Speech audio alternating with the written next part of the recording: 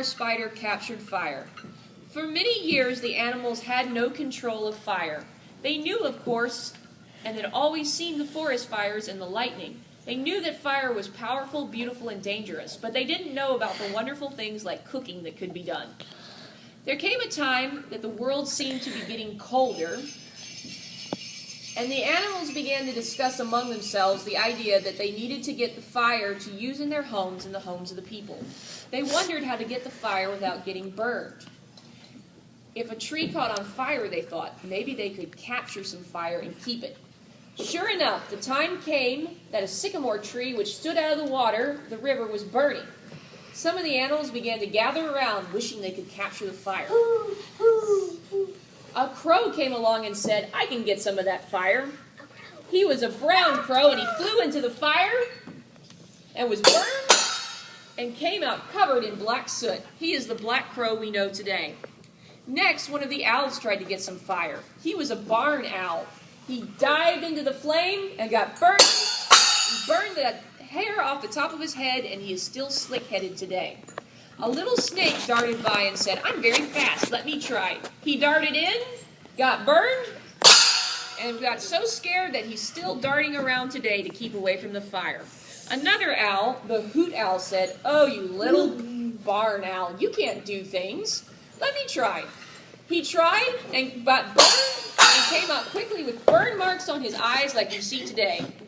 The screech owl tried and got burned and came out screeching with red eyes, which she still has. A bigger brown snake tried to get the fire.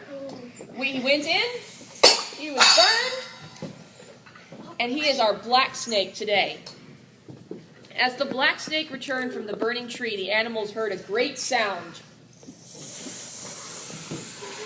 They knew it was the sound of the flood of water from high in the mountain near what we call Big Cove. They knew they must hurry or the fire would be gone. The little water spider watched the others, and she quietly thought, all these animals want the fire badly, but something is missing. The thing is preparation. We must prepare if we are really to get and keep the fire. She knew she could go toward the bottom of the tree on the water, and maybe she would not get burned.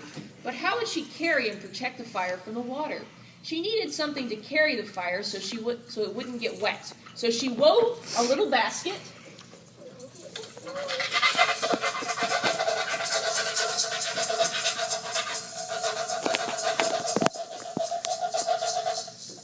And she put it on her back. And she began to walk across the water to the base of the burning tree. When she got to the tree, she put hot coals in the basket and put the basket on her back and came back across the water. When she got to the edge of the river, she had coals so the animals could have their own fire to use.